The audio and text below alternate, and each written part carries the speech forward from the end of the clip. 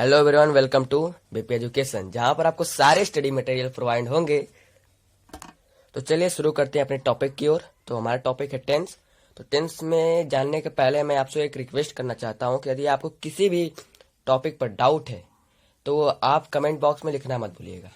तो चलिए टेंस को शुरू करते हैं। टेंस को जानने के पहले हमें 5 पॉइंट जानना जरूरी होगा। यदि जब तक 5 पॉइंट नहीं जानेंगे टेंस को आगे समझ नहीं पाएंगे। तो चलिए 5 पॉइंट को जानते हैं। तो 5 पॉइंट में से पहला पॉइंट है डिफिनेशन। यदि हम टेंस के डिफिनेशन को नहीं समझेंगे तो टेंस का मतलब नहीं निकाल पाएंगे। तो चलिए पॉइंट नंबर 2 की बात करते हैं। तो पॉइंट नंबर 2 है, ऐसी कौन सी दो कंपोनेंट है जिससे टेंस बन नहीं सकता या तो वह कहला नहीं सकता। तो चलिए उसके बारे में डिस्कस करते हैं। तो पहले 1 और 2 पॉइंट को अच्छे समझ लेते हैं, उसके बाद पॉइंट 3 को समझेंगे। जैसा कि पॉइंट नंबर फर्स्ट में था टेंस का डिफिनेशन। तो टेंस का डिफिनेशन आपके स्क्रीन के ऊपर, it means indicate that time when an action और इवेंट अकर। इसका मतलब ये हुआ कि यदि कोई भी वर्क या इवेंट हो रहे हैं तो उस समय जो टाइम को इंडिकेट किया जाए उसे हम टेंस कहते हैं, और टेंस का साधारण मीन्स होता है टाइम। तो चलिए आप पॉइंट नंबर 2 की बात करते हैं। तो पॉइंट नंबर 2 में हम जानेंगे ऐसे कौन से दो कंपोनेंट है जिससे टेंस बन नहीं सकता या कहला नहीं सकता। तो देखिए टेंस के दो कंपोनेंट, एक इवेंट या तो कहें वर्क और दूसरा टाइम्स। यानी कि टाइम्स क्या चल रहा है। जैसे मान लो प्रेजेंट है, प्रेजेंट यानी वर्तमान, पास्ट यानी भूतकाल, फ्यूचर यानी भविष्यकाल। यानी कि यदि टाइम्स नहीं रहेंगे तो टेंस नहीं बन सकते। ये तो मैंने पहले बता दिया। यानी टेंस मीन्स टाइम्स। तो पहले ये समझ लीजिए कि टाइम्स नहीं रहेगा तो टेंस नहीं बनेगा। और वर्क, अब वर्क भी पता करते हैं कि जैसे वर्क हुआ है कि नहीं, या फिर वर्क चल रहा है कि नहीं, वर्क हो गया है कि नहीं, या फिर वर्क हो गया है तो उसमें समय कब और कैसे लगा है। तो ये सब होते हैं इवेंट में। और टाइम्स मैंने बता दिया, प्रेजेंट पास्ट फ्यूचर। तो चलिए इन सबके डिफिनेशन समझ लेते हैं। तो टाइम्स में पहला आता है प्रेजेंट टेंस या फिर present times, a verb that refer to present times. देखो ये डिफिनेशन है, यहाँ पर याद कर लो। A verb that refer to present times is said to be present tense या टाइम्स।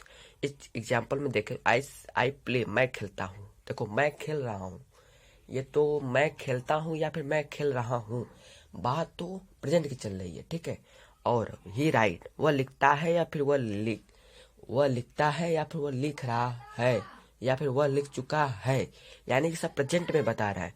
तो देखो कैसे पहचानते हैं।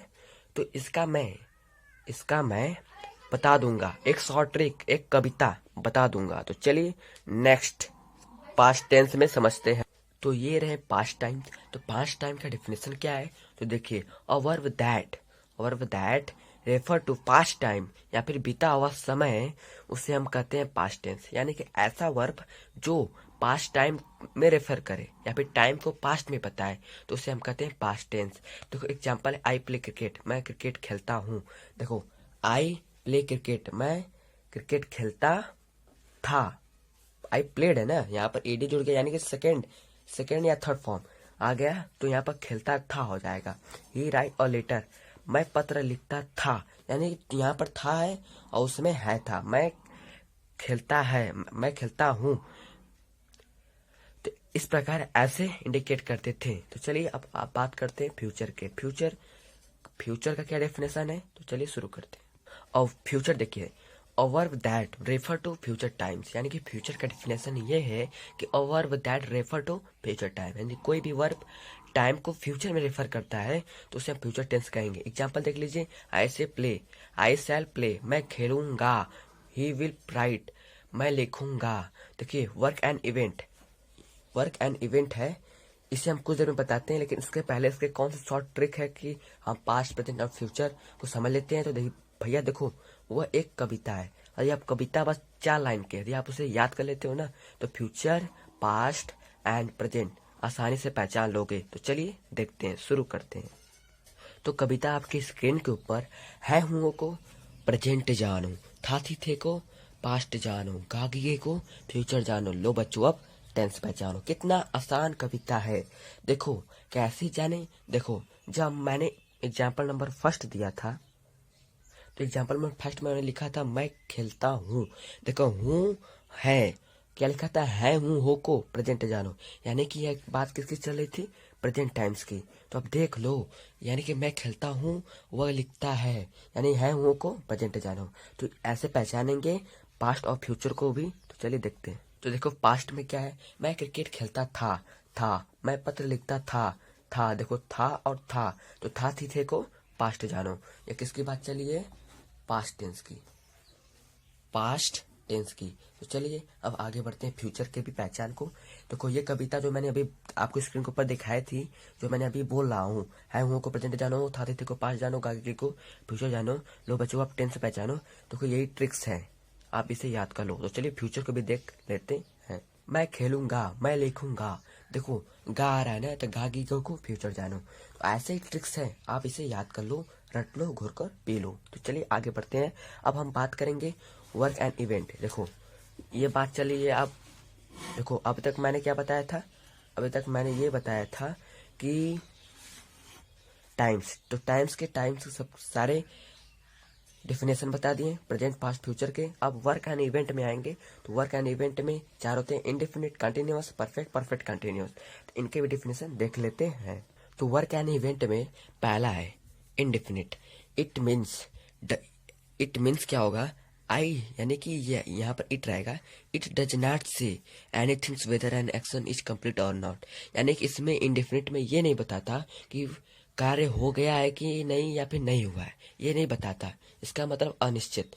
डिफिनिट, इनडिफिनिट, डिफिनिट का मतलब निश्चित, इनडिफिनिट का मतलब अनिश्चित। देख लो इसका डिफिनेशन भी सेम, इसके वर्ड से ही मैच कर रहा है। तो आप समझ जाओ कि यहाँ पर कैसे कैसे आपको एक ऐसे ऐसे ट्रिक्स के साथ बताया जाएगा कि आप एकदम समझ जाओगे, आप कभी भी नहीं भूलोगे, अपने बच्चों को भी पढ़ाओगे। तो चलिए अब आगे बात करते हैं कंटिन्यूस। कंटिन्यूस को समझने से पहले मैं इंडिफिनिट की पहचान बता देता हूँ। इंडिफिनिट का पहचान ये होता है कि देखो किसी भी वाक्य में ता ती ते आ जाए, बस ता ती ते आ जाए तो वह इंडिफिनिट है। बोलो कैसे, देखो वर्ब में, यदि वर्ब में जुड़ा रहेगा तब, जैसे वर्ब में कोई जुड़ गया ताती थे, तो वह इंडिफिनिट है। एग्जाम्पल देख लेते हैं। देखो एग्जाम्पल है राम जाता है। देखो यदि राम जाता है तो भाई ता, यानी ता तो इंडिफिनिट है, और है मतलब प्रेजेंट, यानी प्रेजेंट इंडिफिनिट टेंस है। यह प्रेजेंट इंडिफिनिट का सेंटेंस है। तो अब देखो सीता जाती है, तो सीता भाई ती है, यानी कि ताती ते इंडिफिनिट का पहचान है। तो यह भी उसकी पहचान इस प्रकार हम समझेंगे। तो कंटिन्यूस का भी समझ लेते हैं। तो चलिए, continuous indicate that the action is progress, यानी कोई भी कार्य प्रोग्रेस हो रहा है या फिर वह चल रहा है या फिर वो उसकी बढ़ोतरी हो रही है, तो उसे हम कंटिन्यूस कहेंगे। जैसे मैं जा रहा हूँ, देखो रहा हूँ, अभी उसका कार्य चल रहा है या फिर उसका कार्य बढ़ रहा है, तो उसे हम कहेंगे कंटिन्यूस। और देखो indicate that the action is progress, यानी ये इसका डिफिनेशन है, समझे। और बात करते हैं परफेक्ट और परफेक्ट कंटिन्यूअस का। तो देखो परफेक्ट का डेफिनेशन ये है, इंडिकेशन या फिर कहो indicate that the action event has been completed. Work and event का पॉइंट नंबर 4, परफेक्ट कंटिन्यूअस का डेफिनेशन क्या होगा, action will be begin after some time और बिफोर सम टाइम, यानी कि इसमें ये दिखाता है कि आप जो वर्क है वो स्टार्ट हुआ है, लेकिन कब से, कितने समय से स्टार्ट हुआ है और कब से स्टार्ट हुआ है। तो ये होता है परफेक्ट कंटिन्यूअस टेंस का परफेक्ट कंटिन्यूअस, यानी इसकी पहचान। तो चलिए आप नेक्स्ट बात करते हैं क्लासिफिकेशन। चलिए क्लासिफिकेशन देख लेते हैं फटाक से, उसके बाद बचेगा 3 पॉइंट, 3 पॉइंट में 2 पॉइंट डिस्कस कर लेंगे और 1 पॉइंट को नेक्स्ट लेक्चर में समझेंगे। तो चलिए शुरू करते हैं। तो ये रहा क्लासिफिकेशन टेंस। टेंस में देखो प्रेजेंट आता है, पास्ट आता है, फ्यूचर, ये 3 टाइम्स होते हैं। 3 टाइम्स में देखो 3 टाइम पे जो वर्क लगते हैं, indefinite, continuous, perfect, perfect continuous. देखो जब प्रेजेंट के साथ करेंगे तो पास्ट प्रेजेंट के साथ करेंगे तो प्रेजेंट इंडिफिनिट हो जाएगा, प्रेजेंट कंटिन्यूअस हो जाएगा, प्रेजेंट परफेक्ट हो जाएगा, प्रेजेंट परफेक्ट कंटिन्यूअस हो जाएगा। सबकी पहचान भी बता दिया हूँ। देखो जो ये वाला था प्रेजेंट कंटिन्यूअस था, उसमें चुका चुकी नहीं रहेगा। परफेक्ट ऐसा मतलब थोड़ी है कि जब परफेक्ट है उसमें चुका चुकी रहेगा, नहीं, उसके साथ रहा रही रहेगा, लेकिन उसमें टाइम आ जाएगा बस। और ये देख लो, ये उसके क्लासिफिकेशन। तो ये भी देखो प्रेजेंट के साथ ये भी हो जाएगा, पास्ट के साथ यही हो जाएगा, ये चारों, और फ्यूचर के साथ ये हो जाएगा। तो ये है शॉर्ट में क्लासिफिकेशन। तो अब हम बात करेंगे कि अब जो बचे हमारे 3 पॉइंट में कौन से 2 पॉइंट हमें याद रखना जरूरी है, और एक पॉइंट को हम नेक्स्ट लेक्चर में डिस्कस करते रहेंगे। तो पॉइंट नंबर 4 था 3, मतलब 3 है ये है 4, ठीक है। तो पॉइंट नंबर 3 है हेल्पिंग वर्ब, और पॉइंट नंबर 4 है मेन वर्ब। तो कोई हेल्पिंग वर्ब किस टेंस के साथ कैसा लगेगा, और मेन वर्ब किस टेंस के साथ कैसा लगेगा, देखो इसे आपको याद करना होगा। मैं अभी स्क्रीन के ऊपर हेल्पिंग वर्ब दे दूंगा, और मेन वर्ब जो जब इसकी जरूरत पड़ेगी टेंस में तब मैं इसकी बता दूंगा। फिलहाल इस समय मेन वर्ब का फर्स्ट फॉर्म ही चलेगा, जब पास्ट में मेन वर्ब का सेकंड फॉर्म आएगा तो हम देखेंगे। तो इसके पहले हेल्पिंग वर्ब को समझ लेते हैं। तो हेल्पिंग वर्ब अभी स्क्रीन के ऊपर दूंगा, आपको जो लिखा रहूंगा उसे आपको याद करना होगा। यदि आप उसे याद कर लेते हो ना तो टेंस छू मंतर हो जाएगा। तो ठीक है, तो चलिए हेल्पिंग वर्ब के स्क्रीनशॉट ले लेते हो आप। तो चलिए स्क्रीन मैं लिखने वाला हूँ, आप ध्यान से देखिएगा, समझिएगा और याद करिएगा। तो देख लो आपके स्क्रीन के ऊपर आ गया।